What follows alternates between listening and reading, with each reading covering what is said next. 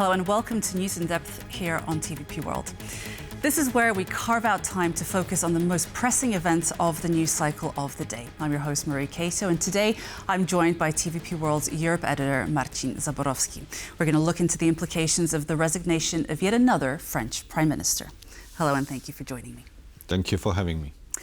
So let's begin with, do you think that Lecornu's resignation was on the cards after less than a month in office? It was so much unexpected that this morning, when we thought what would be on this program, we didn't think it would be this item. Yes, absolutely. So yes, it is in a sense unexpected. Then again, we shouldn't be shocked because this is the fifth French Prime Minister in 2 years. So obviously the merry-go-round of prime ministers is in habit in France, one might say. And also Lecornu submitted to the parliament the cabinet literally pretty much the same as his predecessor. So if you keep doing the same thing, you shouldn't be expecting a different result. Absolutely. And that's exactly what happened here. Well, the fact that there is some sort of merry-go-round, as you said, means that something is just simply not right. I suggest that we actually look and listen to his statement that appeared today. Depuis 3 semaines, pourtant, j'ai... For the past 3 weeks, however, I have been working to establish the conditions under which we could adopt a budget for France, for the state, but also for social security, and respond to a number of important emergencies that cannot wait until 2027.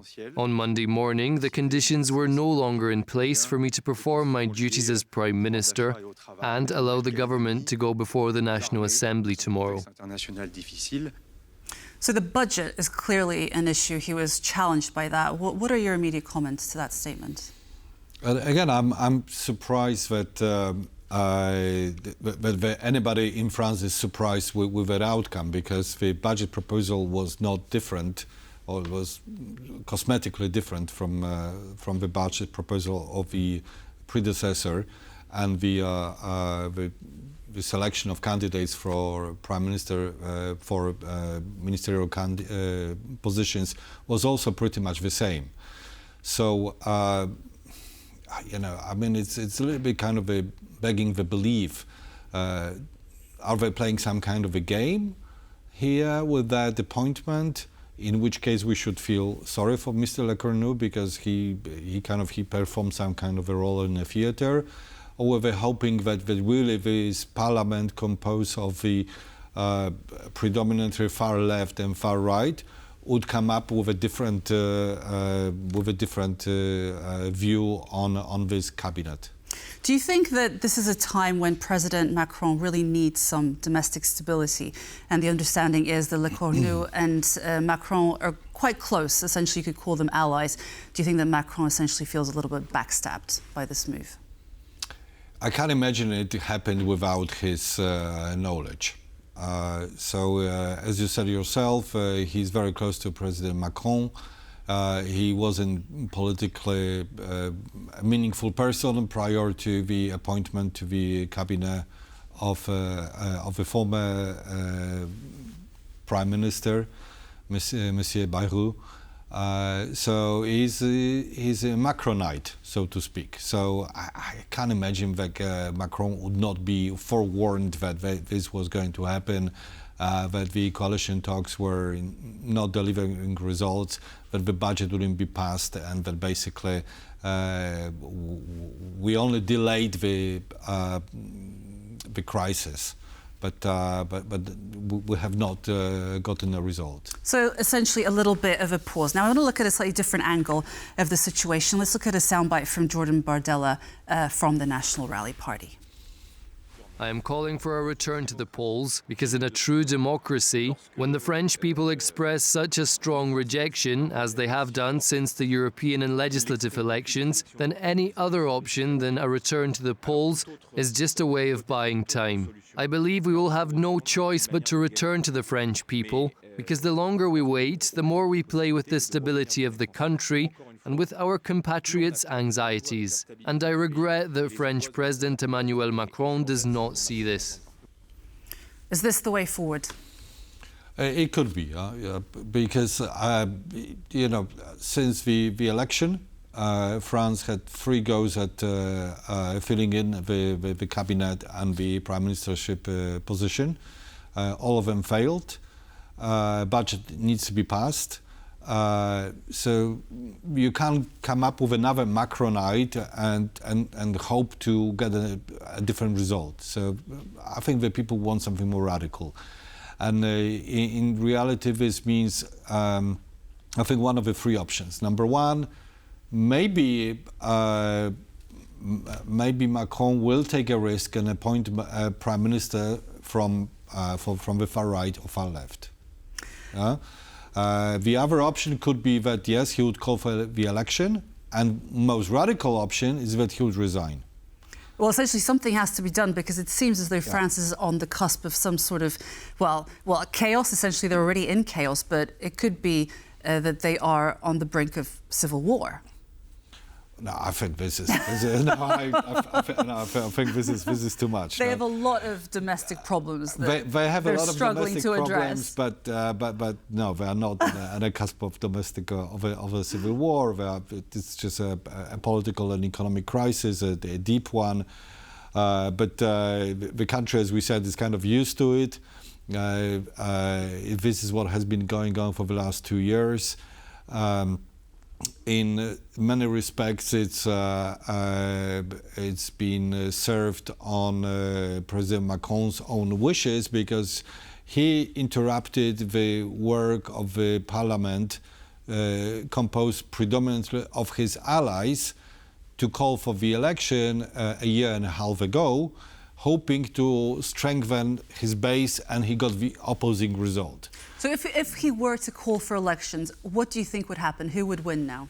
I think the far right would win the elections. But it would be the same thing. We would have the far right, and we would have perhaps a little bit of a far left. Yeah, the allies of Macron, as well as Republicans, are kind of a disappearing breed from the French politics at this point in time. Well, their time has run out, essentially. He is very unpopular as a president. His approval rating are very, very low, around 20%. So he wouldn't get a great result, and sooner or later he will have to appoint a prime minister from the either far right or far left. Yeah. So we're jumping a little bit ahead into the future. Tell us a little bit about what the situation is now. The prime minister has resigned. What's happening in the government?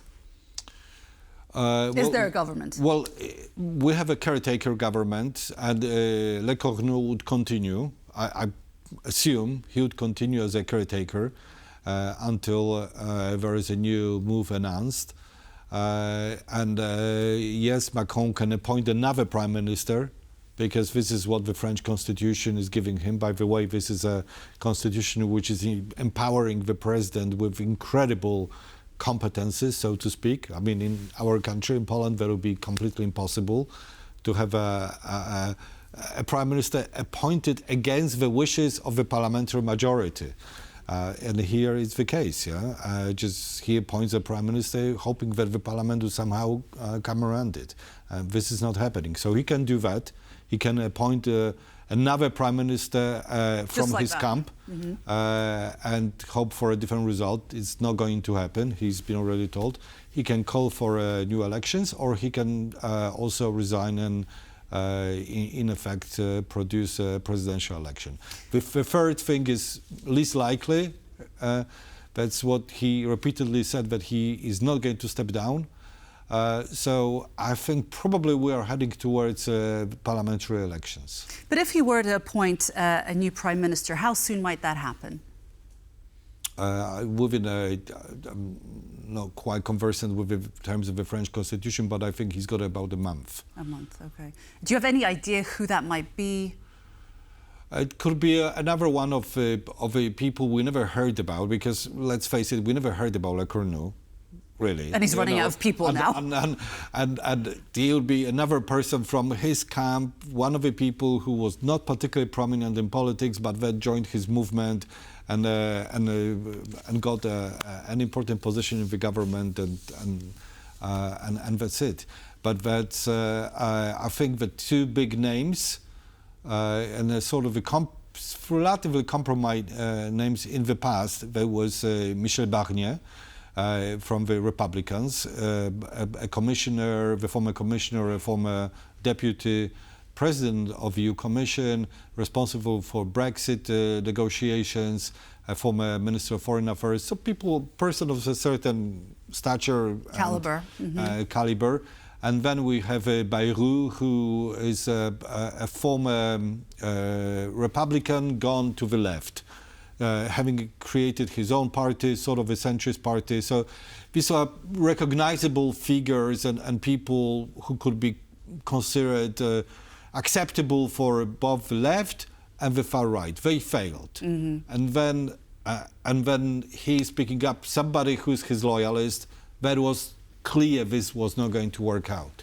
Okay, let's move outside of France and talk about Europe. France is obviously a big player in the EU. What does this situation in France mean for the EU? What does it mean for our region? What does this crisis in France do to us in the European context? Well, there are some implications for the Eurozone. Potential implications, because France is in a quite dire economic situation. Its debt has risen to 114% of national GDP. So just to compare it, it's twice proportionally as the debt that our country, Poland, is facing. Right. And we already think that a half proportionally what the French have is too much. So they have the biggest debt after Greece and Italy in the entire Eurozone. And historically speaking, France, together with Germany, were this bedrock of economic stability in the Eurozone. So with France now probably being seen by the markets as an unstable economy on the brink of some further budgetary problems, I think we may see some kind of a spillover to the rest of the Eurozone with the consequences for the currency, for the price of sovereign debt in France, and maybe spilling over to other countries like Italy, for example. But aside from the economic implications, what does it mean from a political sense? There's just so much geopolitical tension and uncertainty with France in this sort of situation. What does it mean for us in the European sense? I think political implications are not going to be as great as economic ones, if we can divide it up in that sense. Because in the French system, a president is extremely powerful, is obviously the head of the armed forces, but also has a commanding voice on foreign affairs. Represents country and abroad, and also runs actually foreign policy, runs defense policy. So, historically speaking, we probably are very often, unless you really closely follow politics, if you don't even know who the French Prime Minister is. You don't know who French Foreign Minister is. You always know who the President is. So, and that is not changing for now. So Emmanuel Macron is meant to be in this post until 2027.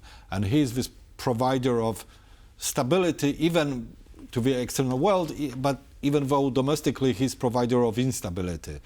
But for the external world, he's the man. But do you not think that his reputation is really weakening because of this?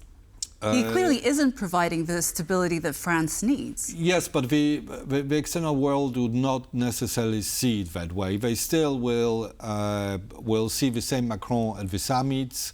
It still will be the one who will decide on the continuation of aid to Ukraine, on delivery of certain political decisions, like are we gonna offer EU membership negotiations to Ukraine, Moldova, and so on. It still will be really the president who will decide on these matters. So do you think that Macron will stay in office until 2027? Well, according to his own, he's been swearing to the external world that he has absolutely no intention of stepping down, and there is no need for him to do that. There is no, we are not on the cusp of a civil war or anything. I was like playing that. devil's advocate. I wanted to see what you would say. So yeah, we are on a cusp of a deep economic and political crisis, and that, in a sense, is a state that France is very much used to. Mm-hmm. France is. It's almost like their status quo. Are you saying? France is as somebody who used to live in Paris, I can tell you that being faced with a situation in which the public transport is not working because people are on strike is a very frequent occurrence, and people are very much used to it. But I want to ask about, since you lived there, obviously France is very much associated with, at the moment, with this immigration crisis, and that's obviously something that is broadly discussed at the EU level. So keeping in mind that there is this political crisis that is brewing in France, discussed at the EU level, how do you see putting all of this together? What are the implications of that? Again, that's another item where France has always been almost all crisis. Mm-hmm. I think now it's hitting a different level. I'm not so sure. I think it's been France has not been good with assimilating minorities. Mm-hmm. I'm not sure that minority that France has to deal with is assimilatable, if we can use it this word. Mm-hmm. It's about 10% of the French population is from North Africa, and there are deep divisions there. It's been like that since the 1970s. Maybe the scale of it is different. We also have the far right party, of course, which is growing in strength, but really having that eternal issue of how we're gonna assimilate national minorities, how we're gonna change our state, how we're gonna use the French flag, or are we gonna play national anthem, or is it too nationalistic? It's been going on for years, the only thing that I see new about this is the far right can actually win the next presidential election, and then we're going to have a change. Mm-hmm. And just very briefly, I wanted to ask about the markets responding negatively to today's events. Do you think that that's something that can be recovered in the next few weeks or so? They're going to bounce back? As you say, the situation in France is something that is, as you say, almost like a status quo. They need to pass the budget. So that's the thing, really. As long as the budget is hanging out there, and it's uncertainty about it, the markets can grow tired of that. I'm not an economist, but I see the figures, and the debt per person in France is very high. It's 50,000 euro per person. That's huge. Okay. So it's per individual, if I'm not mistaken, it's about 5 times of the figure that we have in this country. Okay. So it's really, really big. Obviously, it's a big economy. It has some global brands. It's huge. So it can bounce back, but markets need to see that there is some kind of a plan, that there is some kind of predictability going on there. And it does a vision. And it does not need to be the new cabinet, the new, the political stability, but budget being passed is the minimum. Okay. Marcin Zaborowski, Europe editor at TVP World. Great to chat with you today. Thank you. And that was News in Depth for today. Thank you for joining us, and we shall see you very soon on TVP World. Goodbye.